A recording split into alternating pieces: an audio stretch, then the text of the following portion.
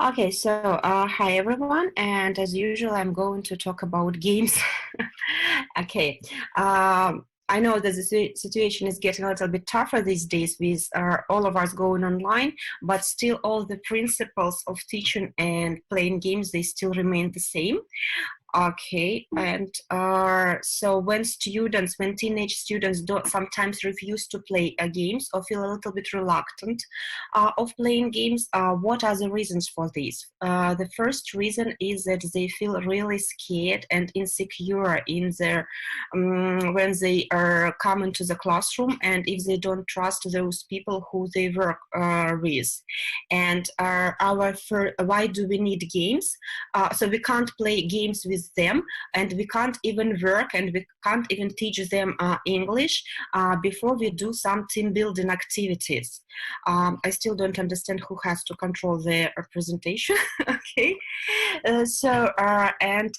what can help us here? It's the knowledge of some team building techniques, and here in the picture you can see Tuckman's team and group development model. And as teachers, we don't have to think only about teaching English, we also have to think about teaching people.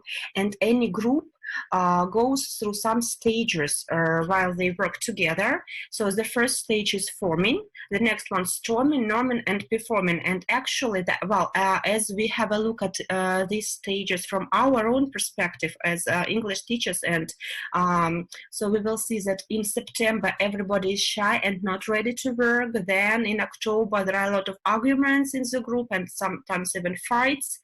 And then only in November we can start working with our student productively.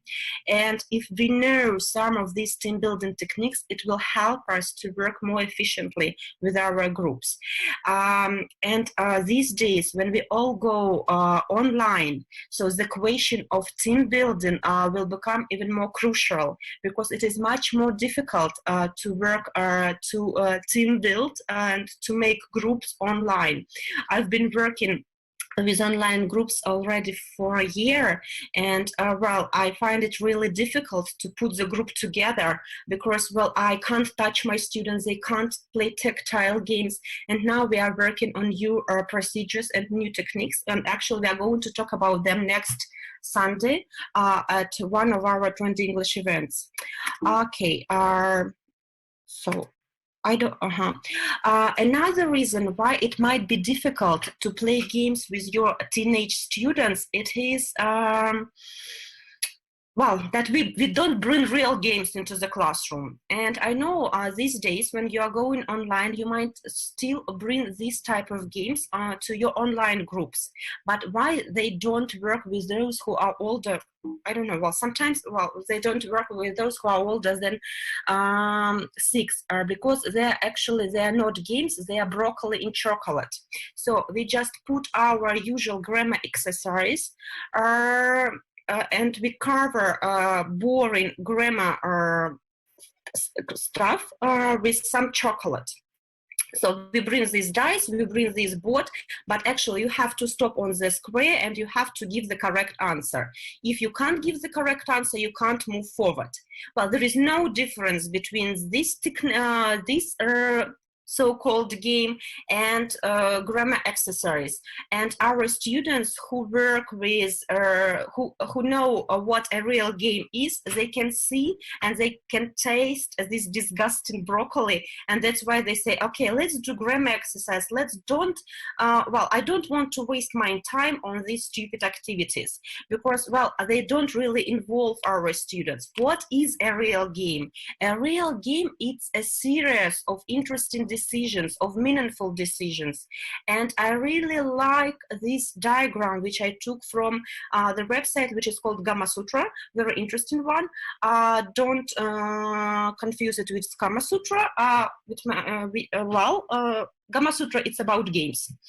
Okay, any interactive activity So everybody we as English teachers, we call any interactive activity a game, but this is not true. Interactive activities are good for very young learners. When your learners grow older, they go to puzzles, word searches, crosswords. When your students go to primary school, or when they are aged 8, 9, 10, they start loving different type of contests. But when they grew a little bit more older, they want real games. And what is a real game?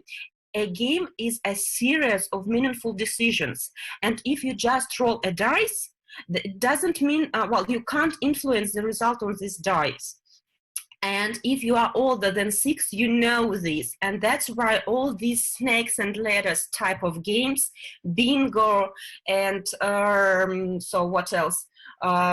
Tic-tac-toe, tic-tac-toe, actually it can be a game, yes, but the strategy is very simple. But anyway, all these are games for young learners. They can't, they don't work very well with older students, because they don't give them enough cognitive load.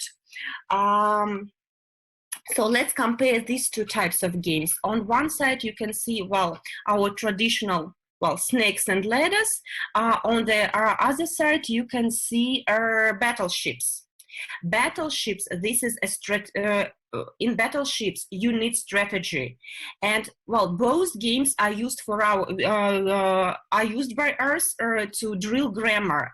But the game on the left, it doesn't work very well with older students. In battleships, I have to make meaningful decisions. I have to make my choices, and this really absorbs me into the game.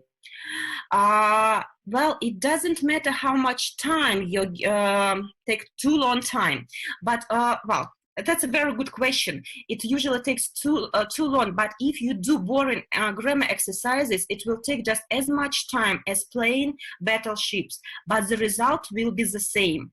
Yes, but when you play battleships, students will enjoy the process. Because this game is emotionally charged, and you don't focus on the game, you focus on you don't focus on grammar, you focus on the game goal, and you don't feel this boredom of drilling. Okay, still I don't understand how to. Let me give you another example of a good game. We all do role plays with our students. Sometimes we have to role play the situation in a shop. You are a customer, you are a shop assistant. If you work with teenage students, they hate this type of activities. But what can we do? We can set some restrictions, some limitations, and turn this role play into a role play game. A game is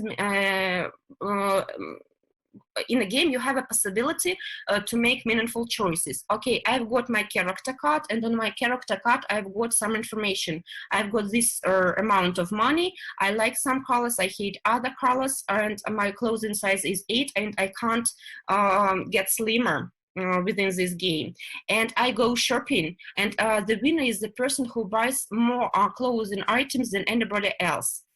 And then I have to make choices. Okay, can I buy this stuff for 45 pounds? Or maybe it would be better to buy 2 things which are cheaper.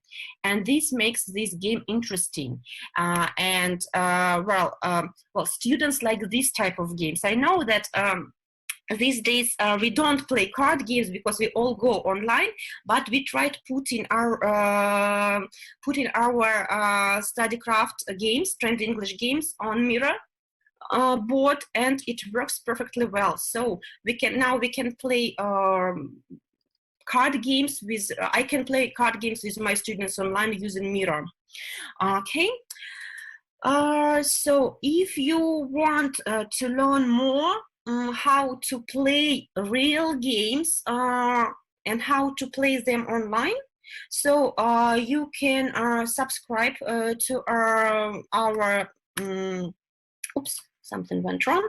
You can subscribe to our YouTube channel, Trend English Games, or find us on social networks, and we are going to put well, to post a lot of things on how to play games, and so we promise, so we will help everybody in this difficult situation when we all have to switch from offline mode to online mode, and now we are working on finding good solutions.